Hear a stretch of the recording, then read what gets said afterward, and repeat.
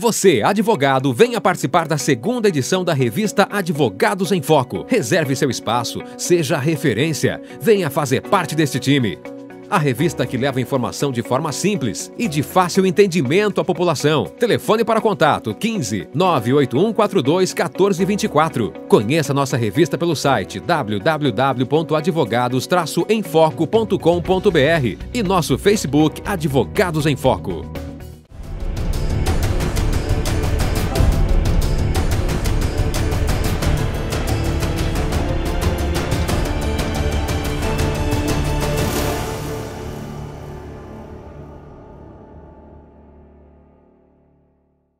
Bem, hoje, mais uma vez, nós estamos aqui para apresentar o programa O Veredito, que vem sendo um sucesso no meio acadêmico, no meio jurídico aqui de Sorocaba, entre os advogados principalmente, estudantes de direito, e o público telespectador, a população, que a nossa intenção é levar o conhecimento jurídico para todos, né? Principalmente nessa era de crise que o Brasil está passando, é tempo de violência.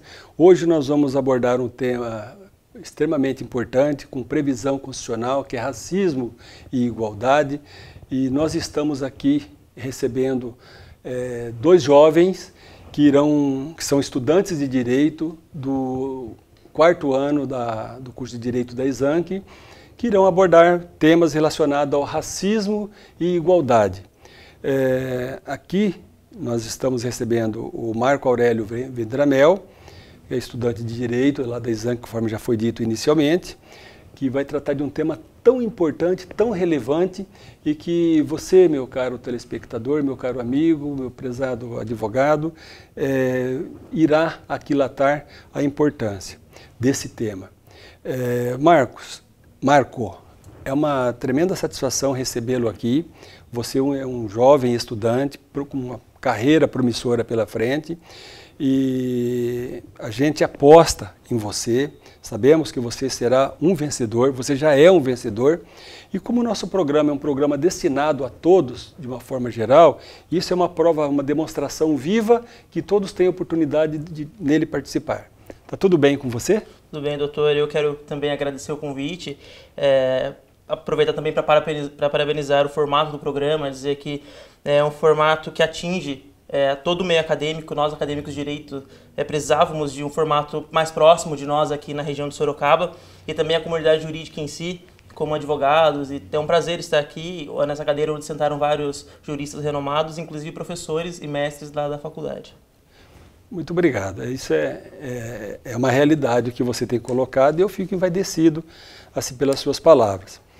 Marco, entrando propriamente no tema que nós vamos tratar, que o seu tema que você trouxe aqui para nós e que vai esclarecer o público telespectador, sobre igualdade.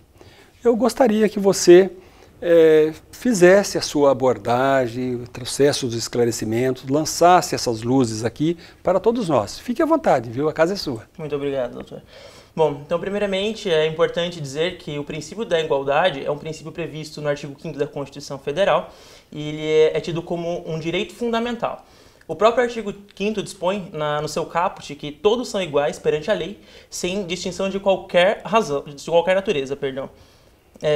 Também no seu inciso 1º, ele diz: homens e mulheres são iguais em direitos e obrigações nos termos dessa Constituição. O que nós vamos tratar aqui são as relativizações do princípio da igualdade. Essas relativizações devem-se a atos normativos ou leis que fazem alteração nesse princípio. Por exemplo, nós vamos observar que no nosso cotidiano muito se fala de igualdade. Vários grupos hoje procuram a igualdade e vão em busca dessa igualdade o tempo todo. A igualdade, para o direito, é dividida de duas formas: a igualdade material e a igualdade formal. A igualdade formal é aquela que diz que todos são iguais perante a lei, sem nenhum tipo de distinção. A igualdade material é aquela que vai dizer que existe uma relativização no princípio da igualdade formal. Ou seja, vamos tratar os iguais de forma igual e os desiguais de forma desiguais. Dentro da igualdade material, nós vamos ver que existem algumas situações. Eu vou elucidar para vocês aqui algumas situações presentes no nosso cotidiano que vão mostrar a igualdade material, que é de fato aquilo que traz dúvida para todo mundo. Muitas pessoas questionam, nossa, mas será que determinada situação é de fato a igualdade? Será que está ferindo esse princípio tão importante, tido como direito fundamental da nossa Constituição, ou não? Então, um dos primeiros exemplos de igualdade material é a relação de consumo. Quando o consumidor, que é tido como hipossuficiente na relação de consumo, tem a possibilidade de inverter o ônus da prova. Isto é, fazer com que quem vendeu o produto faça a prova no processo. Isso porque ele é tido como hipossuficiente. Outra situação também são as ações afirmativas, que nada mais é que um tratamento diferenciado a grupos que têm sido desprestigiados na sociedade. Então, por exemplo, um exemplo de ação afirmativa são as cotas raciais e as cotas de natureza social, que servem para igualar, que é um assunto muito discutido no nosso meio. Ultimamente foi discutido, pacificado pelo STF, que as cotas são constitucionais. Havia uma discussão muito importante dizendo se era constitucional ou inconstitucional a ativação de cotas em determinada situação, porque algumas pessoas serão beneficiadas em virtude de outras, em detrimento de outras, mas, de fato, é algo constitucional, porque vai tratar desiguais de forma desigual. Outra situação são para homens e mulheres. Como eu tinha dito antes, o inciso 1º fala que homens e mulheres são iguais perante a lei. E a própria Constituição diz algumas situações onde homens e mulheres são tratados de forma diferentes. Tem essa previsão. Temos aqui, todo mundo pode pensar na Lei Maria da Penha, que é uma situação onde homens e mulheres são tratados de forma diferentes. Mulheres têm aí uma lei que a protegem.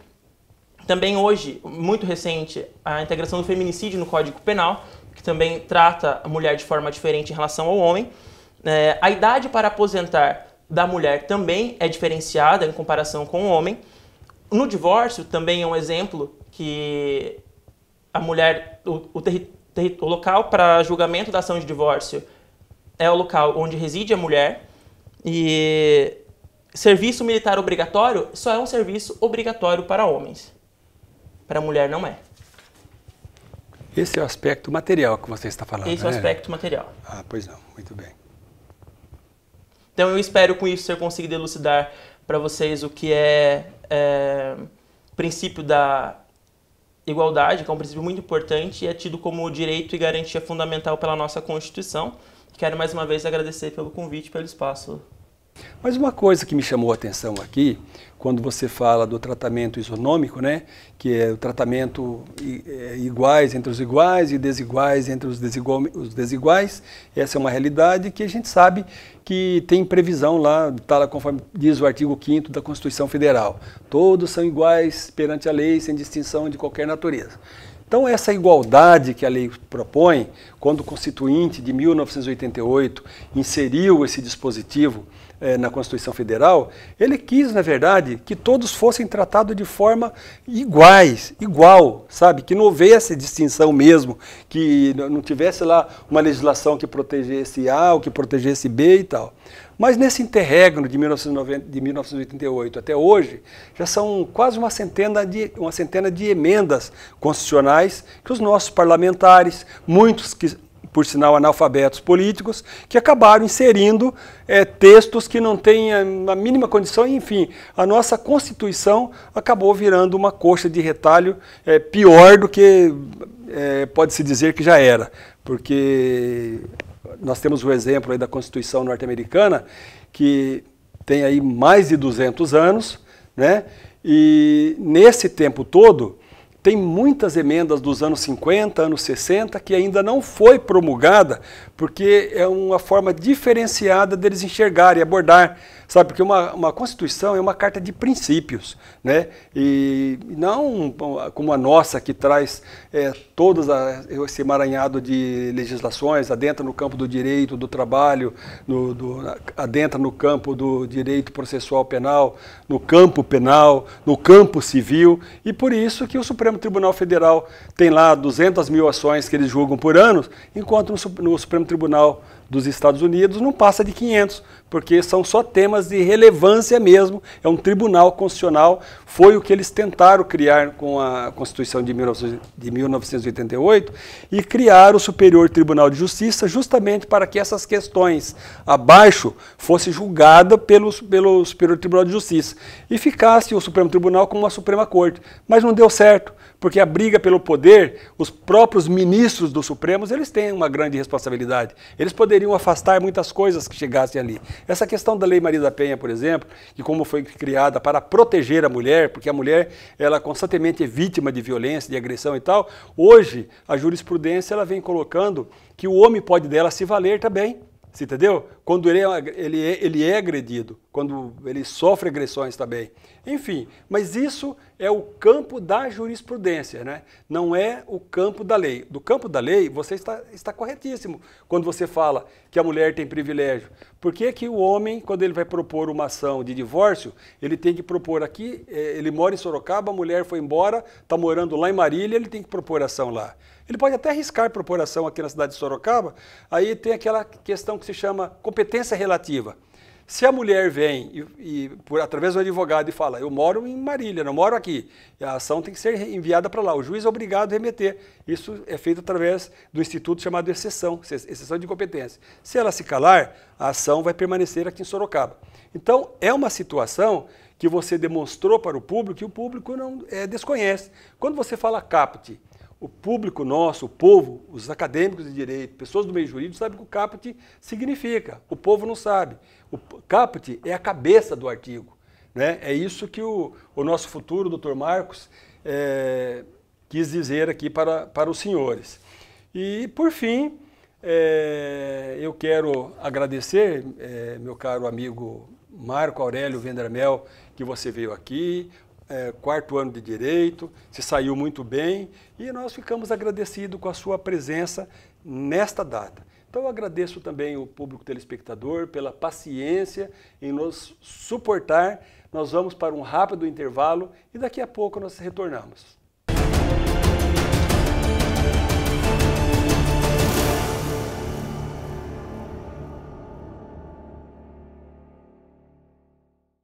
Entretenimento, informação, bom humor e música. Muita música. Ipanema. Ouça. When I see you again.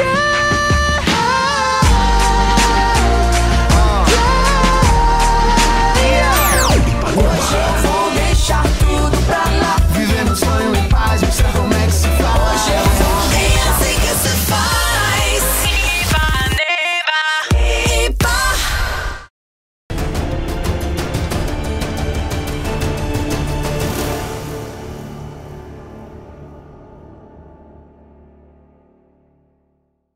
Bem, nós estamos retornando do intervalo do programa que nós estamos apresentando hoje com 2 estudantes do curso de Direito da Exanc aqui de Sorocaba, né? Agora nós vamos ouvir a Caroline Santos Silva, que irá abordar o tema sobre racismo, o racismo que ele é previsto na legislação constitucional, né, dentro da Constituição Federal e na legislação infraconstitucional também. A Caroline, assim como o Marco Aurélio Vendramel, que nos antecederam aqui hoje, que a antecedeu, na verdade, apresentando o tema sobre igualdade. A igualdade, na verdade, ele é uma derivação do artigo 5º da Constituição Federal. Enfim, está ali inserido que o Constituinte procurou inserir justamente com essa finalidade de fazer com que todos fossem iguais efetivamente perante a lei, sem qualquer distinção, conforme foi dito, com muita maestria aqui pelo Marco Aurélio Vendramel. Caroline, é uma satisfação recebê-la aqui. Tá tudo bem com você? Tá, tudo bem. Então eu que agradeço a presença de estar aqui nesse ilustre programa pela primeira vez. Estou muito feliz, obrigado pelo convite. Bom, nós que agradecemos, porque a gente sabe que às vezes um tribuno, né, um advogado ou um político, alguém que tem o dom da palavra e tal, ele chega perante as câmeras de televisão e ficam assim meio nervoso, preocupado, a pressão sobe e tal. A gente sabe que não é fácil. Você, quarto-anista de Direito, uma menina que promete muito no meio jurídico, acadêmico, pelo que nós temos ouvido falar a seu respeito, pelos seus mestres, né, principalmente a doutora Daniele Pavinho, doutor Carlos Sanches, que são nossos queridos amigos. E, enfim, eu gostaria que você passasse ao nosso público telespectador, aos nossos estudantes de direitos, que é o nosso público, ao povo de uma forma geral, o que você veio trazer para nós, Caroline. Então, sobre o racismo, né, ele está previsto na Constituição Federal, no artigo 5º, inciso 42, e ele tem a seguinte redação: a prática do racismo constitui crime inafiançável e imprescritível, sujeito à pena de reclusão nos termos da lei. Então, antes de entrar nessa questão da inafiançabilidade, da imprescritibilidade, da pena de reclusão, é importante a gente entender o que é o racismo e saber diferenciar também da injúria racial, que é o que a gente está mais acostumado a ver no nosso dia a dia e na sociedade, né? A palavra racismo, ela vem de raça e, historicamente, ela surgiu em meados de 1930 e 1936, no contexto das doutrinas nazistas, que diferenciavam as classes e a raça entre as pessoas, criando uma superioridade entre elas. Então, dessa forma, né, a palavra racismo, ela vem da crença de que existe uma relação entre as características físicas, às vezes até traços de caráter, de inteligência, que diferenciam uma pessoa da outra, criando graus de importância. Na verdade, no mundo inteiro a gente tem exemplos, né, sobre o racismo. Um deles, que é o mais conhecido, é o Apartheid, que aconteceu na África do Sul. Foi em meados de 1948, né? Então aconteceu a segregação racial, que foi a divisão entre brancos e negros, né? Nessa época foram criadas diversas leis na África do Sul para haver essa separação. Então foram tirados direitos dos negros e dado privilégios aos brancos, que na época era a minoria daquele país, né? Então depois de intensa luta liderada pelo Nelson Mandela, né, um grande ativista, que durou 46 anos, então em 1994 houve o fim da segregação racial. Aqui no Brasil também não foi diferente, né? Então desde a época da colonização já havia a prática do racismo, né? Então, ao longo do tempo, isso foi se agravando. E aí foi surgindo a necessidade da criação de leis para que houvesse o fim desse preconceito, dessa discriminação. Então, como exemplo, dá para citar, a gente pode citar o Decreto-Lei 7.967 de 45, que ainda era na era Vargas, né? Previa a igualdade entre os imigrantes. Depois essa lei ela foi revogada pelo Estatuto de Estrangeiro, que está em vigor até hoje, mas previa a igualdade entre os imigrantes e os brasileiros, todos tendo o mesmo direito. Também, né, depois, outra lei que a gente pode citar é a Lei Afonso Arinos, a lei número 1390 de 51, que aí começou a tornar o racismo uma contravenção penal, que é um crime de menor potencial ofensivo. Mas ela não foi tão eficaz assim devido à falta de cláusulas impositivas, né, e punições severas, então ela não deu prosseguimento. E aí, em 1988, foi promulgada a nossa atual Constituição Federal, que enfim tornou o racismo, né, enfim tornou o racismo um crime. E aí passou a considerá-lo inafiançável, imprescritível e com a pena de reclusão, nos termos da Lei 7.716 de 89, que essa lei ela vai dizer quais as condutas são consideradas racismo e quais as penas para esses tipos de conduta. Então, para a gente entender melhor, né, esse inciso que trata do crime de racismo, ele vai falar do crime inafiançável, que é aquele que não prevê fiança. Então, são poucos os crimes que não prevêem fiança e todos eles estão dentro da Constituição Federal. O racismo é um deles. Então, em nenhuma hipótese vai cogitar o pagamento de fiança para a liberdade provisória, no caso do racismo. A imprescritibilidade que a Constituição prevê, para a gente conseguir entender melhor, a prescrição ela é a perda da pretensão de agir. No caso de um crime, ela é a perda da pretensão de punir do Estado. Então, quando a gente diz que um crime ele não prescreve, quer dizer que o Estado pode punir a qualquer tempo. Pode passar décadas, sucessivamente, né? O Estado pode punir a qualquer tempo. E sobre a pena de reclusão, ela está prevista no Código Penal, no artigo 33, e diferente da pena de detenção, a pena de reclusão ela começa no regime mais gravoso, que é o regime fechado. Então, quem comete o crime de racismo, ele pode começar no regime mais gravoso, que é o regime fechado. Então, até aqui a gente consegue enxergar como que a Constituição Federal trata com gravidade o crime de racismo, né? Porque são poucos os crimes inafiançáveis, que não se aplica, né, a fiança, os que não prescrevem com o tempo e os que ainda começam com o regime mais gravoso, que é o regime fechado.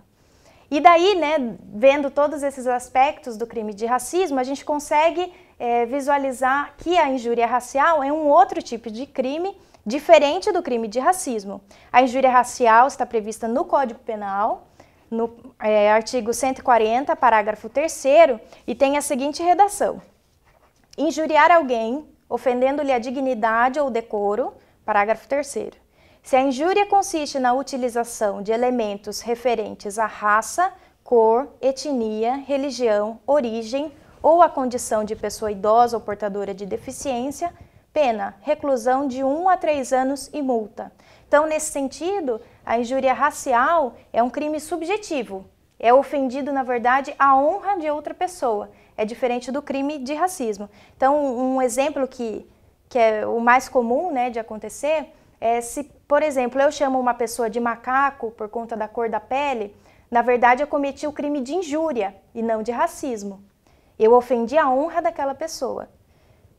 Por outro lado, vai se tornar racismo se nesse mesmo exemplo eu chamar outra pessoa de macaco e impedi-la que ela entre em algum estabelecimento, por exemplo, no meu restaurante. Eu chamo ela, eu faço esse xingamento e impeço que ela entre, por exemplo, no meu restaurante. Aí vai configurar o crime de racismo, porque eu estou tirando o direito que todas as pessoas têm, estou negando um direito para ela, que é a liberdade de ir e vir. Então fica claro, né, que o crime de injúria racial é bem diferente do crime de racismo, né? E o crime de racismo é tratado realmente com muito mais gravidade que o crime de injúria racial. Atualmente no mundo todo a gente ainda vê o racismo acontecer, né? Então é uma luta assim que vem sendo travada diariamente por diversos ativistas, né? Às vezes está distante da nossa realidade, mas ainda acontece no mundo todo. E a nossa Constituição ela é bem rigorosa nesse sentido. E aí, quem sabe, né, um dia a gente ainda possa desfrutar de uma sociedade harmoniosa, em que não exista preconceito e nenhum tipo de discriminação. Caroline, muito bem na sua... Caroline, uma abordagem interessante que você trouxe aqui para nós. Na Constituição, efetivamente, é isso que você falou, a legislação é essa que você colocou, trazendo toda essa história que interessa de fato para o público telespectador, saber o porquê, né? Porque se ouve falar muito na mídia, racismo e tal, de repente o cidadão chega numa delegacia de polícia e ele é inserido numa injúria racial. A injúria racial tem prescrição, sim, a pessoa tem que representar, tem uma série de coisas. E às vezes a gente observa na prática, Caroline, sem qualquer reparo, até porque você é uma estudante muito aplicada, muito boa, trouxe aqui a parte teórica completa, mas na prática, na realidade, o cidadão, às vezes, na maioria das vezes, ele sofre o racismo, porque o racismo, principalmente aqui no Brasil, é uma coisa velada, né? Não é como nos Estados Unidos, por exemplo, que lá nos anos 60 surge Martin Luther King, lidera aquela tremenda luta, porque existia aquela separação entre brancos e negros, escola para branco, escola para negros, etc. E ele consegue motivar a nação. Mas isso não era uma coisa do povo, era uma coisa assim de política do Estado. Então, é verdade que o presidente norte-americano na época, John Kennedy, ele teve vários encontros com Martin Luther King, já li várias obras a respeito dessa situação, eles colocavam essa muralha separando as pessoas, mas no movimento de Martin Luther King, você consegue enxergar muitas pessoas brancas participando também, porque não queria aquele Estado, como não quer hoje também. E, no entanto, ainda persiste em algumas localidades, não o impedimento da pessoa ingressar no determinado lugar, mas o tratamento com indiferença. A gente vê aí morte de pessoas aí por policiais, né, que o cara estava desarmado e tal, a televisão, a mídia traz isso.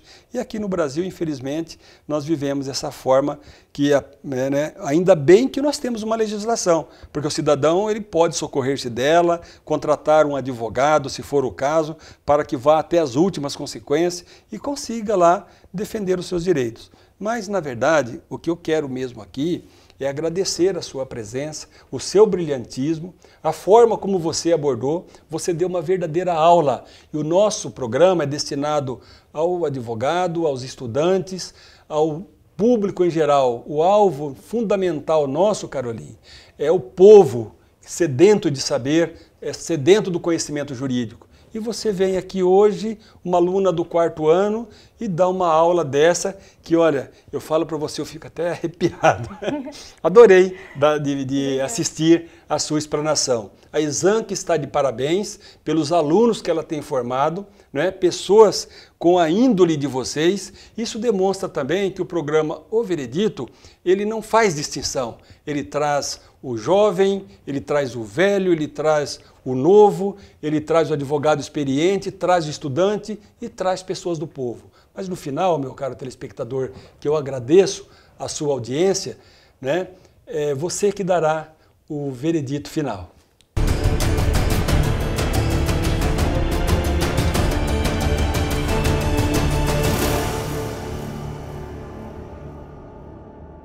Você, advogado, venha participar da segunda edição da revista Advogados em Foco. Reserve seu espaço, seja referência, venha fazer parte deste time.